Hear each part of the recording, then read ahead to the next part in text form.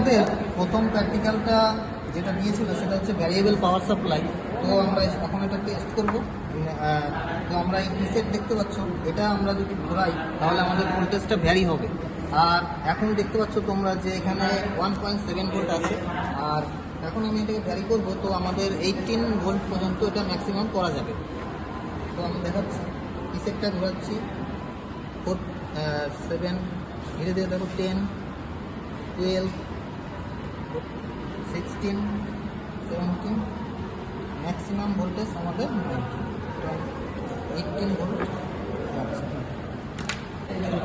আমরা যে প্র্যাকটিক্যালটা করলাম আজকে, তার ভেরিয়েবল পাওয়ার সাপ্লাই, তার আউটপুটটা আমরা হচ্ছে আজকে সিআরও এখান থেকে দেখব যে ডিসিতে আছে।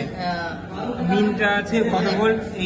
ইনপুট ভোল্টেজ আছে 8.6 volt, R peak to pick voltage আছে 2.4 ভোল্ট।